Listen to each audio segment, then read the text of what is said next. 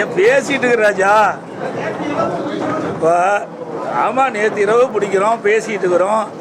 ஓரளவுக்கு இறுதி கட்டத்துக்கு வந்திருக்குது.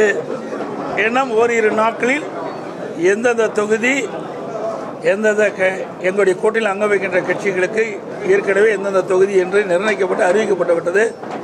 அந்த தொகுதியுடைய விவரம் என்ன 2 நாட்களில் அறிவிக்கப்படும். அது தொகுதி அறிவிச்ச பிறகு தானே வேட்பாளர் அறிவிப்போம். நாள் இல்லையே. ஆமாம், பிரச்சாரம் வேற, தொகுதியில் அறிவிக்கும். அது பாட்டுக்கு அது நடக்கும், இது பாட்டுக்கு இது நடக்கும். இங்கே பக்கமாக அதுதான் இருக்குது. ஏன்னா என் ஊரில், எங்கள் ஊரில் சேலத்தில் இருக்கும்போது நாங்கள் தேர்ந்தெடுத்து போனோம். இங்கே இருக்கின்ற பொழுது மயிலாப்பூரை தேர்ந்தெடுத்து அங்கிருந்து எங்களுடைய தேர்தல் பிரச்சாரத்தை தொடங்க இருக்கிறது.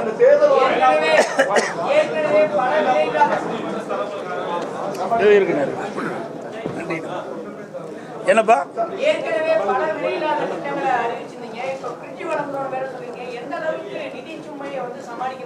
நிதி சுமை இல்லை, நிதி ஆதாரத்தை எப்படி பெருக்குன்னு கேளுங்க. நிதி ஆதாரத்தை சரியான முறையில் பெருக்கும்.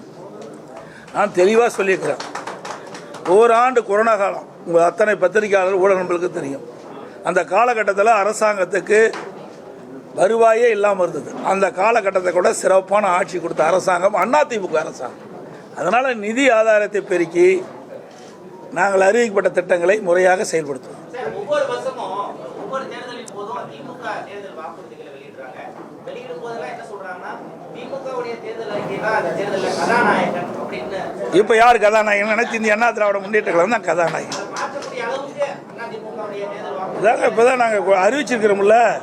மாற்றுறது போகிறதில்ல இல்லை. மக்களுக்கு எது சரி, எந்த அறிவிப்பை கொடுத்தா மக்களிடத்தில் சேரும், அதனால் மக்களுக்கு என்ன நன்மை கிடைக்கணும்னு தான் பார்க்கணும். ஆனால் திராவிட முன்னேற்ற கழகம் சுமார் 525 அறிவிப்புகள் வெளியிட்டன. 4ல் 1 பாக அறிவிப்பு தான் நிறைவேற்றிருக்கிறாங்க. எஞ்சிய அறிவிப்புகள் இதுவரைக்கும் நிறைவேற்றவே இல்லையே. அப்படி அதான் நான் ஏற்கனவே சொல்லியிருக்கிறேன். எங்களுடைய தலைவர்கள் ஏற்கனவே நிறைவேற்றிருக்கின்றார்கள். அந்த வழியிலே வந்த அம்மாவுடைய அரசும் அறிவிக்கப்படுகின்ற அறிவிப்புகள் முழுமையாக நிறைவேற்றுவதற்கு உரிய நடவடிக்கை எடுக்கப்படும்.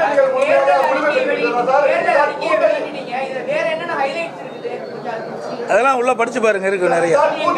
297 அறிவிப்புகள் கொடுக்குறோம். ஏன்னா இதை படிச்சு பார்த்துட்டீங்கன்னா நீ கேட்க மாட்டீங்க.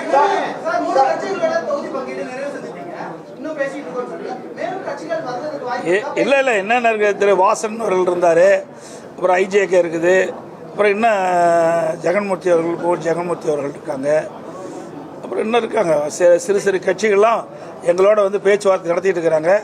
அநேகமாக இன்று இரவு நாளைக்கெல்லாம் முடிஞ்சிடும். புதுசாக வர்றதுக்கு இதுவரை எந்த வாய்ப்பும் வருவதா தெரியல. இல்லை, இதுவரைக்கும் முதல் பேச்சுவார்த்தை நடத்தணும். ஆனால் பேச்சுவார்த்தை இறுதி பெறவில்லை. அப்படி ஒன்றும் கிடையாது. ஒவ்வொருத்தருக்கும் ஒரு அடிப்படை இருக்கின்றது. அந்த அடிப்படையில் அவர்கள் கேட்பதற்கும் நாங்கள் சொல்வதற்கும் சில வேறுபாடு இருந்தனால அப்படி நின்று போச்சு.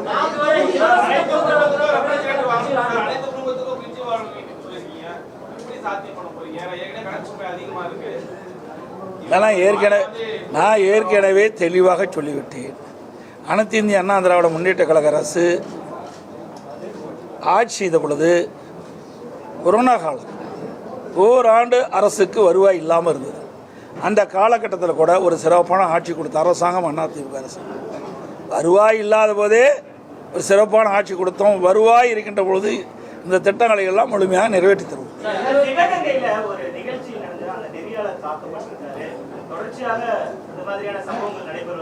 ஆமாம், அது வந்து இன்றைக்கு இல்லை, இது பல தடவை செய்தியாளர்களை வந்து திராவிட முன்னேற்ற கழகம் தாக்கப்படுவது இயல்பாக இருக்குது.